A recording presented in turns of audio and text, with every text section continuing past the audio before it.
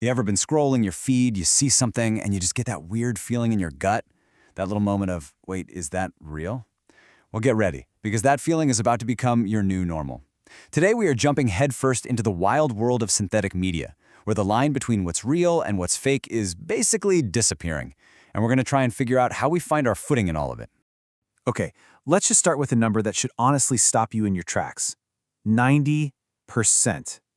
By just 2027, that's how much of the content you see online could be created not by a person, but by an AI.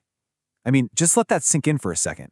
This isn't some far-off sci-fi concept. It is the reality we are walking into right now. So when 90% of everything you see and hear online is synthetic, you run into a huge problem. It's what experts are calling a crisis of knowing. I mean, if you can't trust your own eyes, how are you supposed to know it's true? This isn't just a tech issue.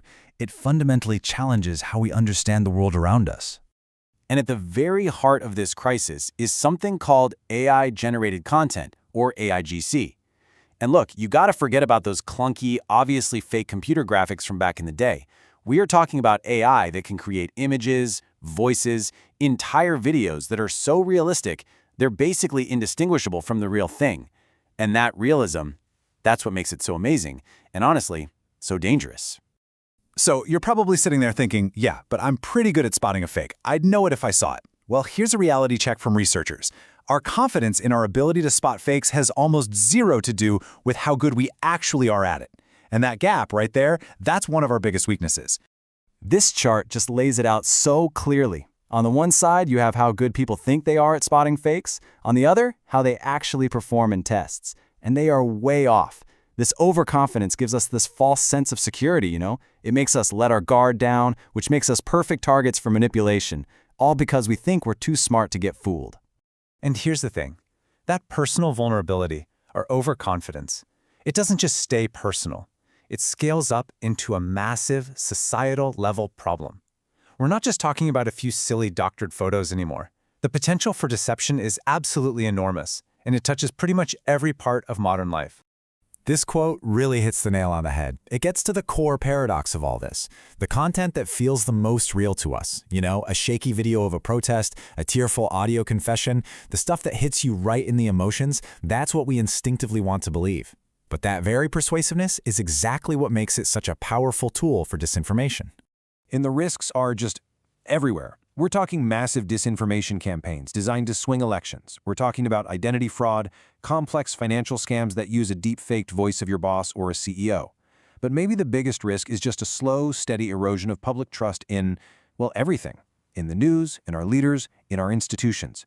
And that leads to this really nasty side effect.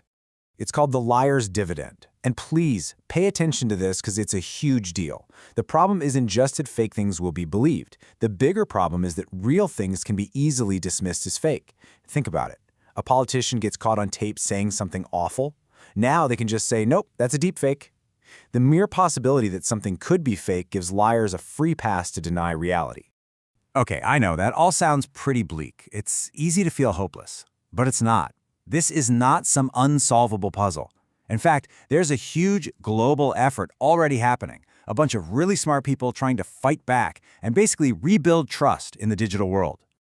And this is the game plan. You can see it's not just one thing. There's no single magic bullet that's going to fix this. The solution has to be what we call a defense in depth. It's a combination of new technology, smart regulations, and, this is the most important part, educating all of us. So let's zoom in on one of the coolest pieces of tech being built right now. The best way to think about it is like a nutrition label, but for photos and videos. The whole idea is to give every single piece of content a clear, verifiable history that travels with it wherever it goes.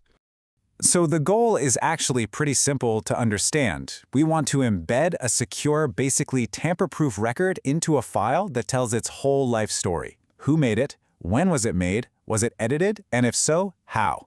This whole concept is called digital provenance. And there are two main technologies making this happen. On one hand, you have content credentials. Think of that as a secure label that's attached to the file, listing its whole history. Then you've got invisible watermarking, which puts a hidden signal inside the file itself, right in the pixels. They're designed to be a team, so if a bad actor strips off the label, that hidden watermark might still be there to tell the true story. So what does one of these nutrition labels actually tell you?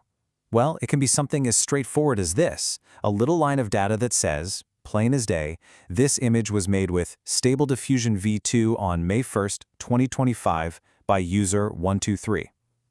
Just having that level of transparency is a complete game changer. But, this tech is still new, and it's not perfect. Researchers have already found a really big vulnerability they call an integrity clash. This is what happens when those two systems, the label and the watermark, actually contradict each other. So the label might say, this was edited by a human, but the watermark correctly says, nope, this was made by an AI. It's a really good reminder that we're still in the early days here. Which brings us to the final, and I think the most important piece of this entire puzzle. Because even with all this incredible technology, it can't solve the problem all by itself. The last and strongest line of defense, well, it's us. At the end of the day, figuring out what's real isn't just a technical problem we can code our way out of. It's a social problem. It requires a massive shift in how we all think. We have to move from just being passive consumers of information to becoming active, critical thinkers. Every single one of us has a part to play. So what can you actually do? What's in your toolkit? Well, first, start looking for those content credentials or other labels on things you see online. Second, practice what's called accuracy-motivated skepticism. That doesn't mean being cynical about everything. It just means having a healthy habit of questioning. Third, and this one is so important, just pause for a second and try to verify something before you smash that share button. And finally, talk about this stuff. Help your friends and family become more media literate too. So that's the big question we're left with. This technology is changing the very definition of information. And if you think about it, agreeing on a shared reality has always been tough for humans. But now, it's going to require a conscious, collective effort from every one of us. So the real question for our future is, how will we, together, agree on what's real?